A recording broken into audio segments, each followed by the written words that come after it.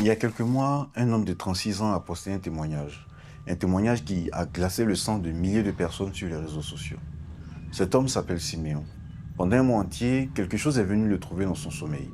Quelque chose qui l'a serré à la gorge avec une force physique réelle et au matin, il restait des marques rouges sur son cou. La cause de cet enfer, une simple veste.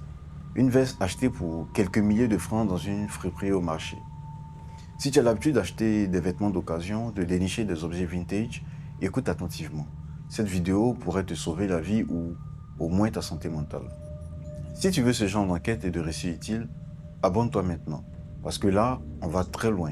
Car dans le monde invisible, comme je l'ai dit dans une précédente vidéo, un objet n'est jamais vraiment inerte. Il voyage avec une charge, une mémoire et parfois une dette. On va plonger dans l'histoire de Siméon pour comprendre comment une bonne affaire s'est transformée en contrat de mort. Et à la fin de cette exploration, je vais te donner des gestes de sauvetage, des gestes pour purifier tes achats et éviter de ramener quelque chose chez toi. Que tu y crois ou pas, prends-le comme une hygiène symbolique, comme une règle de prudence, un protocole de protection que Siméon aurait aimé connaître avant de franchir le seuil de sa maison avec ses tissus maudits.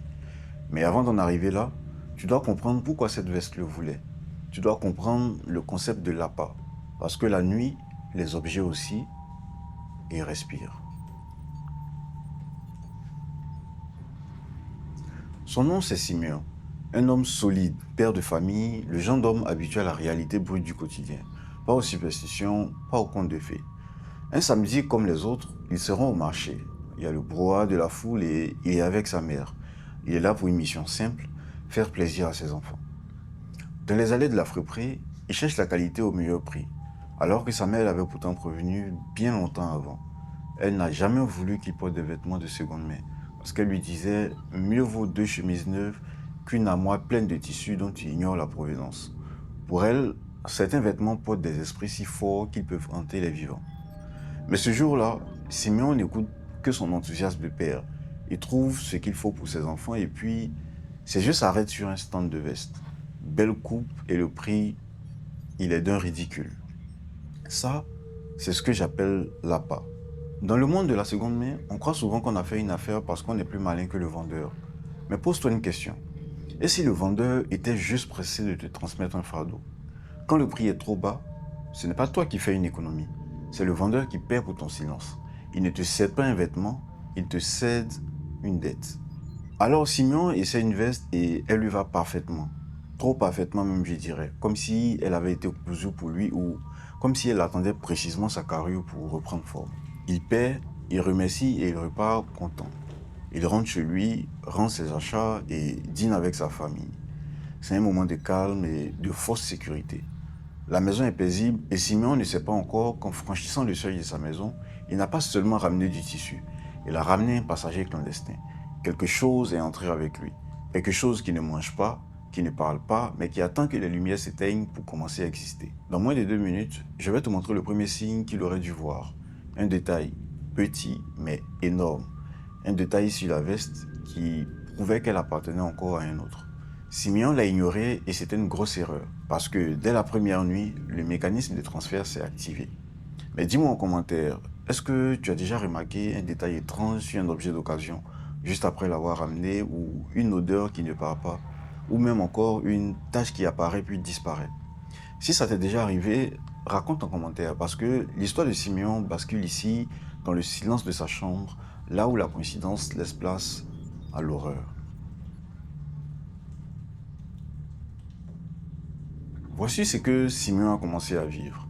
Au début, ce n'était pas spectaculaire, et ça, c'est la subtilité du transfert. Premier soir après l'achat, rien, calme plat.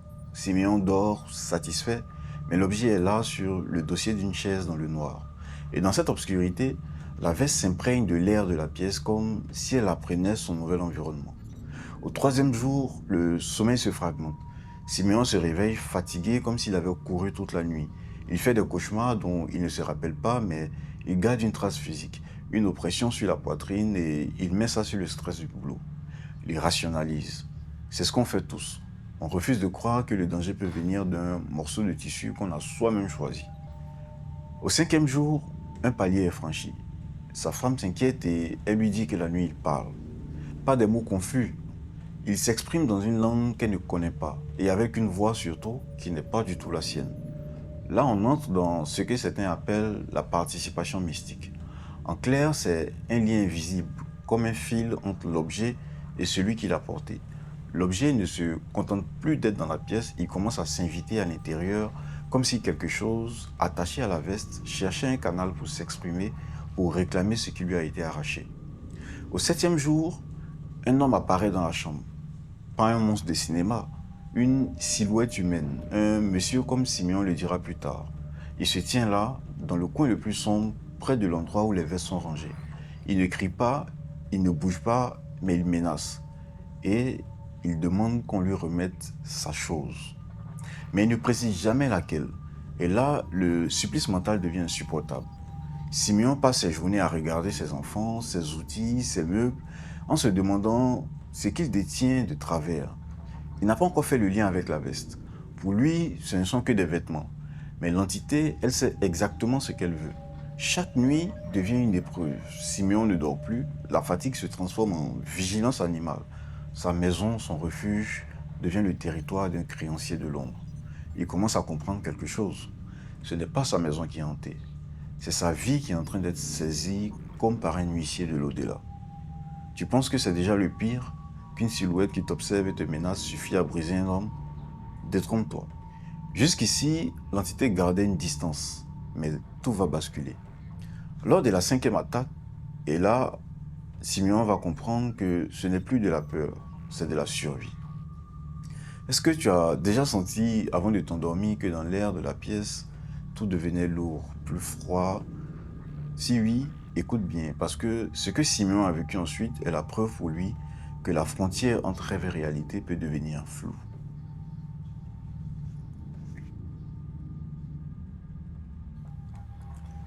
3 heures du matin, l'heure où le monde des vivants est au plus bas et où celui des hommes semble être au plus haut.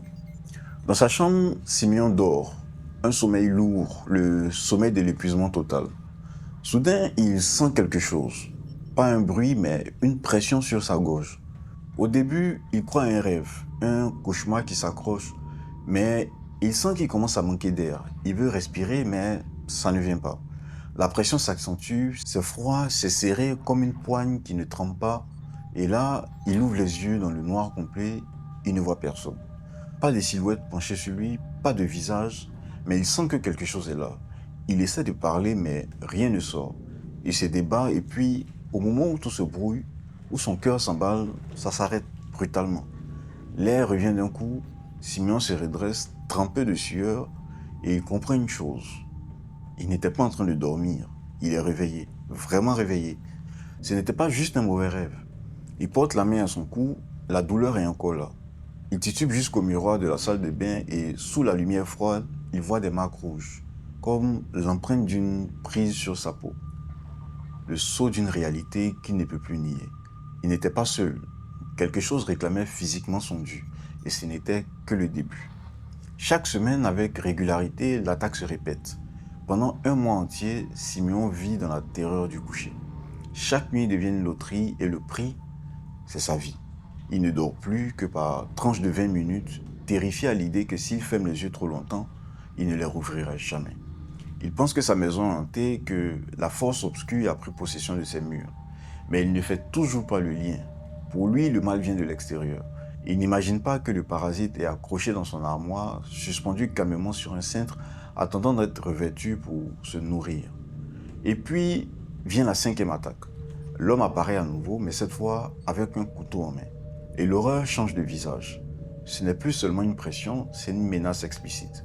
Et là, Simeon comprend une vérité glaciale. Ce n'est pas une hantise gratuite, c'est un recouvrement des dettes. L'entité n'est pas là pour jouer.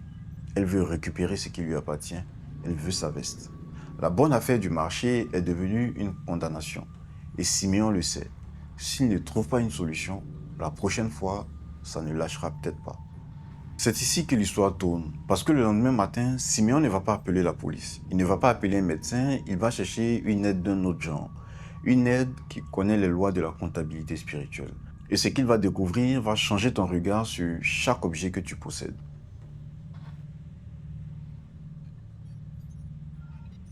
Le lendemain de cette cinquième attaque, Siméon est au bord de la rupture. Sous les conseils de sa grande sœur, il se rend chez un vieux, quelqu'un qui connaît les lois que le monde moderne essaie d'effacer. Dès qu'il franchit le seuil, le vieil homme n'a pas besoin de longues explications. Il le regarde, il voit les marques et il pose une simple question. Est-ce que tu as acheté des vêtements récemment? Simeon répond oui et il répond immédiatement à ce samedi au marché, aux vestes bien coupées, payées une misère. Le vieux ferme les yeux, il soupire et il lâche une sentence. Débarrasse-toi de tout ce que tu as payé le mois dernier. Ne les donne pas, détruis-les. Et il ajoute l'idée que je donnerai à la fin. Selon ce sage, voici ce qui s'est réellement passé. L'homme qui apparaissait la nuit n'était pas un démon sorti de nulle part. C'était un homme qui, avant de mourir, portait précisément ce vêtement. Et il ne serait pas mort de vieillesse ou de maladie. Il aurait été éliminé en sorcellerie, arraché à la vie de façon brutale. Et dans ces conditions, l'âme ne trouve pas le repos. Elle reste accrochée à ce qu'elle possédait de plus intime, à ce qui l'enveloppait, son vêtement. Et maintenant, tu dois comprendre la loi de la dette. Dans beaucoup de traditions, on considère que l'objet n'est jamais totalement séparé de son propriétaire. Il existe un lien, une participation mystique, un fil invisible entre la matière et celui qui l'a porté. Quand Simeon a acheté cette veste, il n'a pas seulement acquis du tissu, il a racheté une part de l'existence d'un mort qui n'a pas fini ses comptes avec les vivants. Pour cet esprit, Simeon n'est pas un client honnête, c'est un receleur. Il détient sa chose. Et dans cette comptabilité de l'ombre, on ne paye pas avec des billets, on paye avec ce qu'on a de plus précieux. Le sommeil, le souffle, la vie. L'entité ne cherchait pas forcément à torturer par plaisir, elle réclamait ce qui lui appartenait pour peut-être pouvoir quitter ce monde. Le vieux explique aussi que certains font des sacrifices avec les vêtements des morts, ou même les vendent sans les purifier, et des djinns ou génies peuvent alors prendre l'apparence de ces défunts pour hanter les acheteurs imprudents. Simeon comprend l'ampleur du piège. Sa mère avait raison. Mieux vaut avoir peu, mais savoir d'où ça vient. Simeon suit le conseil du vieux et tout s'arrête. Mais il reste une dernière vérité, une règle que personne ne te dit. La règle qui sépare ceux qui dorment tranquilles de ceux qui finissent avec des marques au cou. Reste encore avec moi 3 minutes, je vais te donner le protocole complet, les 5 règles de protection pour ne jamais vivre ça. Parce que si Simeon avait su, il n'aurait pas eu besoin de tout sacrifier pour retrouver la paix. Et au fait, saviez-vous qu'il existe une liste noire d'objets qu'il ne faut jamais acheter d'occasion, peu importe le prix? Je te la donne dans un instant. Maintenant, tu sais, tu as vu ce qui est arrivé à Siméon et comment un plaisir banal peut se transformer en créance mortelle. Mais mon but, ce n'est pas de t'empêcher d'acheter d'occasion. Mon but, c'est de t'apprendre à le faire sans ouvrir la porte de l'ombre. Voici 5 règles simples. Si Siméon les avait connues, il n'aurait pas passé un mois en enfer. Si tu veux que je fasse une liste noire complète plus détaillée, dis-le en commentaire et mets un like. Comme ça, je sais que ça t'intéresse. Ne porte jamais un objet d'occasion le jour de son achat. Jamais. Pose-le dans une pièce où tu ne dors pas, idéalement près d'une fenêtre ouverte. L'objet doit décanter. S'il est chargé, tu le sentiras vite, parce que l'atmosphère de la maison changera. Tu auras des rêves d'avertissement. Ce sera ton premier rempart. Le sel, c'est le grand dissolvant des charges.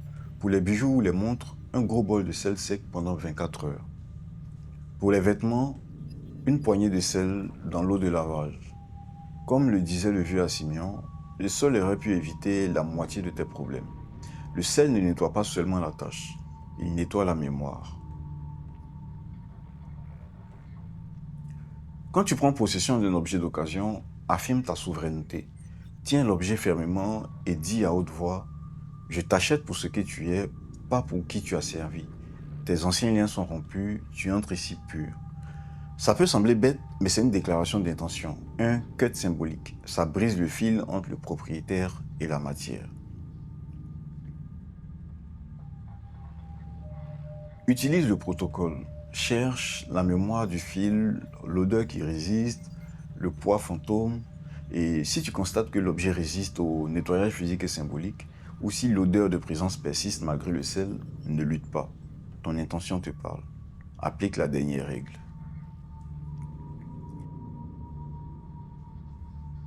Il n'y a qu'une seule manière de rompre définitivement le lien. de déchirer le contrat occulte, c'est de t'en séparer totalement, de façon nette, de façon définitive. Dans certaines traditions, on parle de destruction par le feu. Mais l'idée principale, c'est celle-ci. Ne garde pas l'objet, ne le fais pas circuler. Et choisis une solution sûre pour qu'il sorte de ta vie. Il y a des objets qu'on ne devrait jamais acheter d'occasion. Peu importe la beauté, peu importe le prix. En tête de liste, les chaussures, parce qu'elles portent le destin, le chemin et parfois la fatigue d'une vie. Viennent ensuite les miroirs. Un miroir n'est pas juste une surface, c'est une éponge à mémoire. Si tu achètes un miroir qui a été témoin d'une tragédie, tu ramènes cette tragédie directement dans ton reflet. Si Simeon avait su ça, il aurait vu les signes sur ses vestes, il aurait compris que le prix dérisoire cachait une dette que même le sel ne peut pas toujours dissoudre. L'histoire de Simeon n'est pas un cas isolé. Ce témoignage, plus de 1200 réactions, des centaines de partages, ce n'est que la partie émergée d'un iceberg qu'on refuse souvent de voir. Dans les commentaires de son récit, des dizaines de personnes racontent des expériences similaires. Des objets qui déplacent l'air, des atmosphères qui s'alourdissent, des vies qui basculent après un simple passage au marché. Les objets d'occasion ne sont pas dangereux en soi. Ils reflètent notre économie, ils reflètent notre histoire, mais ils ont une mémoire. Et comme on l'a vu, certains cherchent désespérément à rentrer chez eux ou à retrouver leur propriété légitime. Désormais, tu ne marcheras plus jamais dans une friperie de la même manière. Tu regarderas les coutures, tu sentiras les textures et tu écouteras ton instinct. Si toi aussi tu as vécu quelque chose d'inexplicable avec un objet de seconde main, un bijou qui chauffe, une veste qui pèse, une montre qui s'arrête, raconte-le en commentaire. On a besoin de ces témoignages pour comprendre et surtout pour se protéger. Abonne-toi à l'œil et l'ombre, active la cloche, comme ça tu ne rates pas la suite. Dans la prochaine vidéo, on attaque un sujet encore plus frontal, les miroirs. Je t'expliquerai pourquoi ton reflet n'est pas toujours toi. En attendant, restez vigilants. Le monde est rempli d'objets qui se souviennent. Et rappelez-vous que la nuit, il respire.